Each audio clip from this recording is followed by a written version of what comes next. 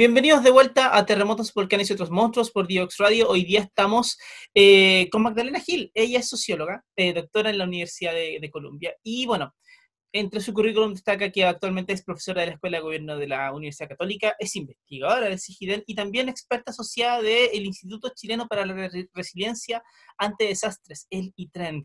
Así que bueno, Magdalena, muchas gracias por estar aquí con nosotros el día de hoy. Gracias a ti, Cristian, por invitarme.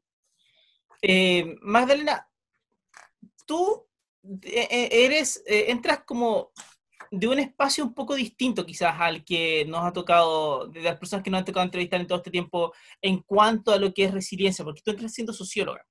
Y muchas veces en el colectivo uno dice, no, si estas cosas de desastre las ven, qué sé yo, los ingenieros, los geólogos, como ese rango, pero tú sabes que eso no tiene por qué ser así y eres la prueba viviente de ello. Entonces, mi primera pregunta como para empezar a empezar la conversación es, ¿cómo ves tú la resiliencia hoy en día siendo investigada por distintas disciplinas? Es una cuestión absolutamente interdisciplinaria, es algo que requiere como un enfoque más específico. ¿Cómo lo ves en este entorno?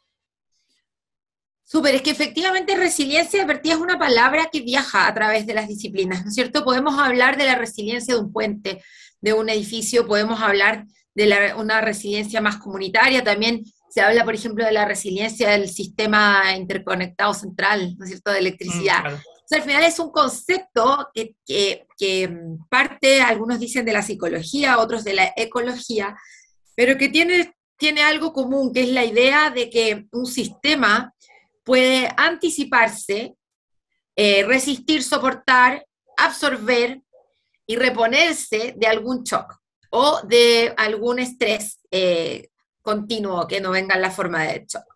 Y eso es algo que tienen en común los sistemas, que pueden ser, como decíamos, en el fondo, una comunidad, una familia, un cerebro, un edificio, ¿no es cierto? Entonces la palabra resiliencia ya es un punto en común entre distintas disciplinas, que si bien se utiliza para distintos objetos de estudio, al final estamos todos más o menos hablando lo mismo. Y cuando hablamos de resiliencia ante desastres o ante eventos naturales extremos, por supuesto que el sistema ya no es solamente el sistema de los cerebros o el sistema de la sociedad o el sistema, ¿no es cierto?, de una ciudad y su infraestructura, sino que son sistemas complejos que tienen elementos sociales, elementos del mundo físico, elementos individuales y elementos también de la naturaleza, que en el fondo los ecosistemas.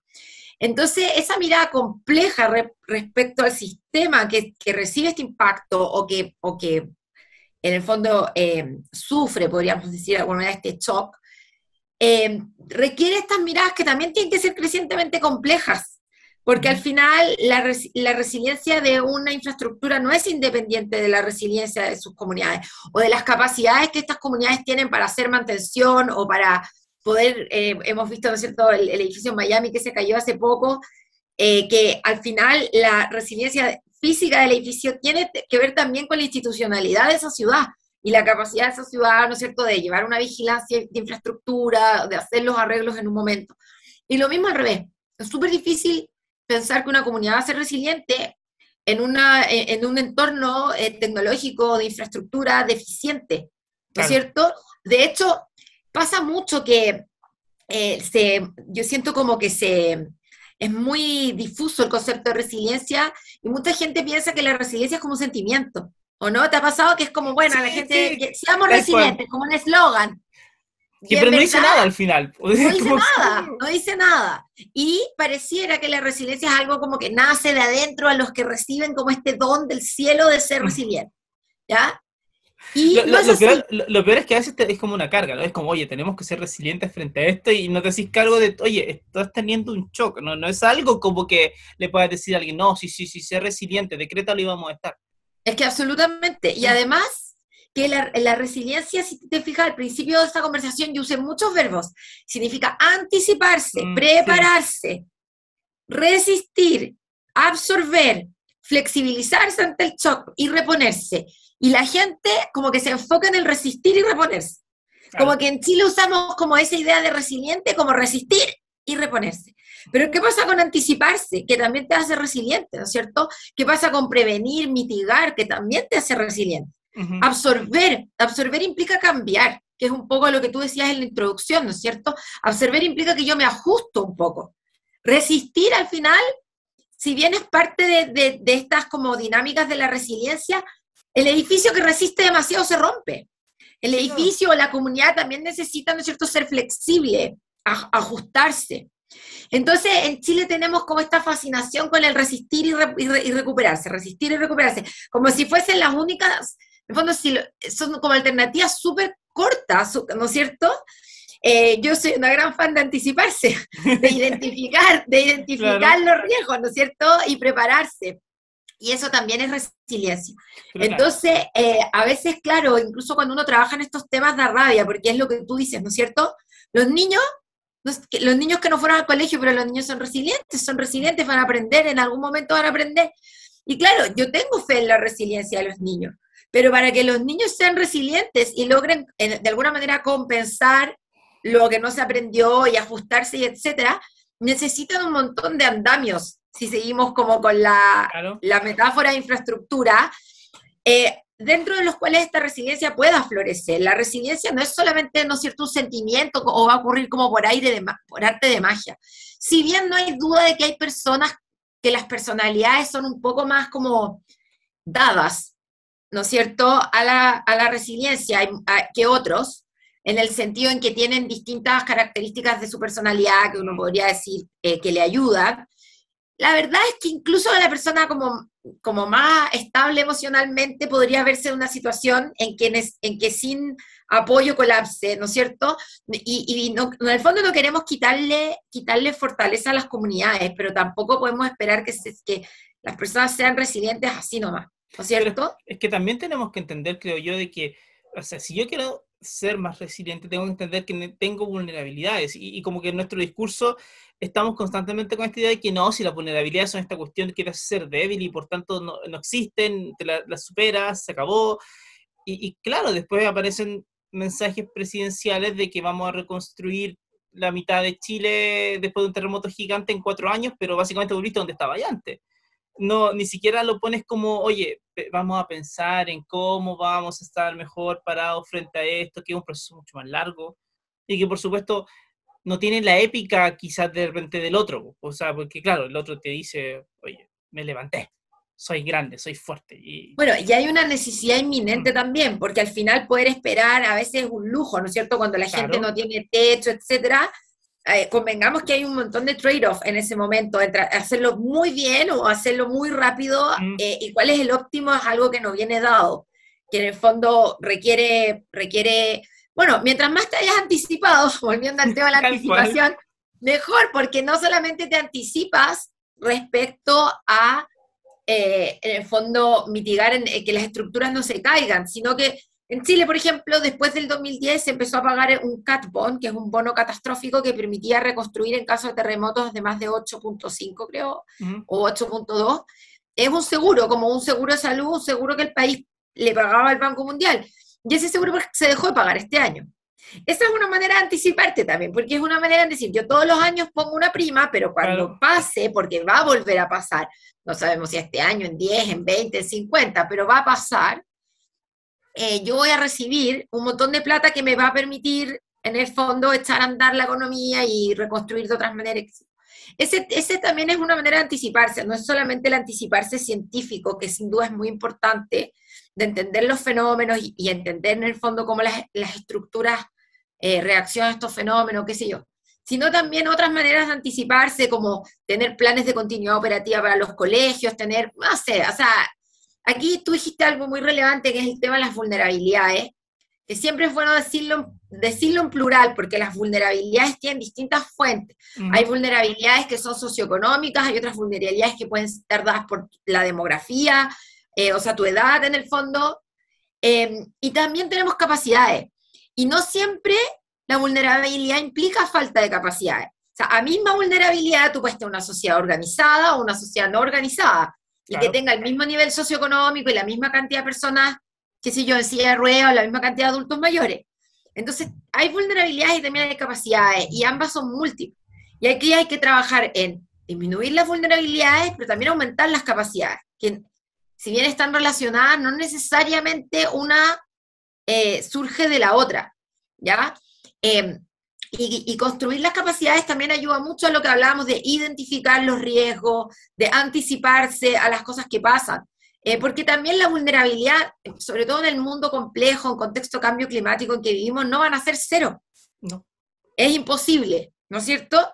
Entonces, y además que las vulnerabilidades son súper contextuales. O sea, hasta el punto de que de repente depende tu vulnerabilidad de por qué lado viene la ola, ¿no es cierto? Sí. Y entonces hay un montón de variables de contexto que hacen que tú nunca puedas llevar la vulnerabilidad a cero, ¿ya? Igual que yo siempre doy el mismo ejemplo, pero muchas veces se pone a las mujeres como un grupo vulnerable, y las mujeres no somos vulnerables intrínsecamente.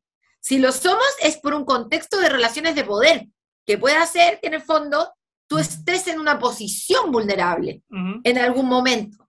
Entonces, así como hay contextos sociales de la vulnerabilidad, también hay contextos territoriales de la vulnerabilidad, contextos demográficos, pero sigue siendo contextos. Y ahí es donde también el trabajo de las capacidades es súper relevante, porque además las capacidades son, si bien hay capacidades individuales, también son intrínsecamente comunitarias o sociales, ¿no es cierto? Pasan por porque en el fondo, por más seco que sea, sin un equipo no vaya a poder saber bien qué le pasa al volcán. O sea, son en general en equipo. Y eso es lo que yo creo que de repente falta también, ese trabajo en capacidades en distintos niveles, ¿cierto? De la capacidad científica, pero también las capacidades comunitarias. No sé, hay muchas maneras de mirarlo, y todo eso tiene que ver con la resiliencia, eso es lo importante, o sea, y todo eso, en el fondo, es independiente de si, de esa como fortaleza del discurso. No sé si te acordás, al principio de la pandemia hubo como un spot en la tele, que no sé si era del gobierno o de una marca, no me acuerdo muy bien, pero que mostraban las derrotas del fútbol, los terremotos, y como diciendo, y yo, ay, yo te juro que así... Queréis tirarle algo a la tele, porque es como... No, porque claro, tú no te vas a poner en el almuerzo familiar del domingo, bueno, que no teníamos en esa época, estábamos en fase 1 todos encerrados, pero no te vas a poner a criticar el gol o la bandera, porque la gente a esa cuestión le inspira, pero si le hacís como un doble clic a la cuestión, mal, todo mal. La resiliencia no es mirar como positivo lo negativo, ¿no es cierto? Es estar preparado y reaccionar lo mejor posible, así súper en resumen. Claro, pero no tendrá mucho que ver con que, bueno, llevamos décadas como no queriendo enfrentar las cosas que nos han hecho daño. Como que consistentemente, claro, tratamos de convertir derrotas en victorias, tratamos de convertir un trauma en algo positivo, como que vamos para allá rápido. No sé, pues como que se te muere alguien y no te das el tiempo de tener un duelo, no te das el tiempo de comprender, de hacer las paces con eso y de seguir adelante, sino que es como, se murió, pero no importa, ahora esto me hizo más fuerte y lo decretas y soy más fuerte que antes y me levanto frente a toda la adversidad, pero eso no es sano, al final del día llegas a un colapso igual. Sí, yo creo que, a ver, por un lado yo creo que hay una parte en que la psicología nos ayuda a entender por qué pasa esa negación, ¿cierto? O sea, son al final mecanismos de defensa que tienen los humanos y también las sociedades, ante problemas que son difíciles, incomprensibles, donde en verdad a veces el cerebro humano siempre necesita una explicación. Y esa explicación puede ser: soy chiquitito, y no puedo contra estos tremendos monstruos que tú le dices, ¿no es cierto? Eso es mejor que, a veces incluso los humanos preferimos lo malo antes que la incertidumbre. Eso suena brígido, pero así es. La gente, entre la incertidumbre, que implica manejar tantas variables y entender tantas cosas, a veces tú y yo, que quizás somos científicos, tenemos más la idea de, complejo, voy a ir a mirar qué hay, a tratar de ordenarlo. ¿Ya? Puede ser, pero convengamos que no es la manera natural de habitar el mundo, y que incluso nosotros lo hacemos en el espacio de nuestra oficina, pero no necesariamente lo hacemos con nuestra relación con nuestro papá, No, claro.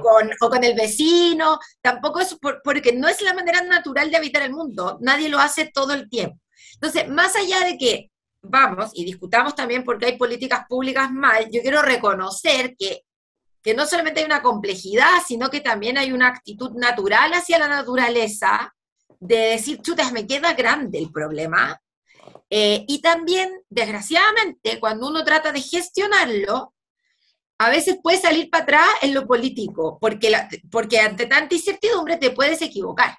Sí. Y es de repente más fácil, y el cerebro se aferra a eso, no es una decisión muy consciente, pero el cerebro se aferra a dejar que pase lo que tenga que pasar, porque la culpa va a ser del fenómeno natural, ¿no es cierto?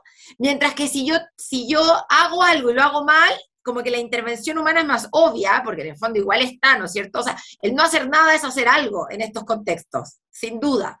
Pero yo creo que hay dinámicas bien complejas, y por eso voy a volver a anticiparnos. Porque también, porque en ese caso la pandemia, bueno, y voy a decir no había cómo, aunque trabajo con un epidemiólogo que es cierto que me había dicho el 2019 que algún día esto iba a pasar, ya en enero del 2019, pero ya convengamos que ni yo le creí, que trabajo en desastre, porque todos pensábamos que esto no nos iba a pasar. Entonces, anticiparse es súper difícil, pero finalmente anticiparse es la clave, porque además permite incluso a los tomadores y tomadoras de decisión ponerse como en el frame of mind, o sea, como en la lógica de que esto podría pasar, y mientras tú tengas más previamente pensadas ciertas cosas, al menos es teóricamente más fácil que tomes mejores decisiones, tanto en tu familia como en general. Entonces, yo creo que reconociendo eso, también al mismo tiempo en Chile, como que no hay excusa, ¿no es cierto? Porque hay cosas que han pasado, y han pasado, y han pasado, y han pasado. Y reconociendo que en algunos temas como terremotos, en verdad, hoy día a nosotros un 8 no nos hace nada, o no mucho, ¿no es cierto? Entonces reconozcamos que igual en algunos momentos en nuestra historia se han tomado decisiones relevantes en términos de política pública que han permitido que eso ocurra, pero sin duda en otros fenómenos no están así, en particular tsunami, no conozco tanto el tema de los volcanes, pero incendios, o sea, pero si lo pensáis, incendios también es una amenaza que se ha vuelto más importante en los últimos 50 años, 40 años. Claro, pero, y eso es algo que quiero volver en el siguiente bloque, los incendios es algo que solía verse mucho, digamos, de años atrás, como algo que ocurre fuera de Santiago. Y hay un tema ahí. Así que, ¿te parece? Volvemos en el siguiente bloque. Me parece. Tocando esos temas. No te quedes fuera. Conversaciones de cultura, sociedad y personas con Pablo Reyes. Cada lunes y miércoles a las 9 de la mañana en Frecuencia Memética. Somos Divoxradio.com.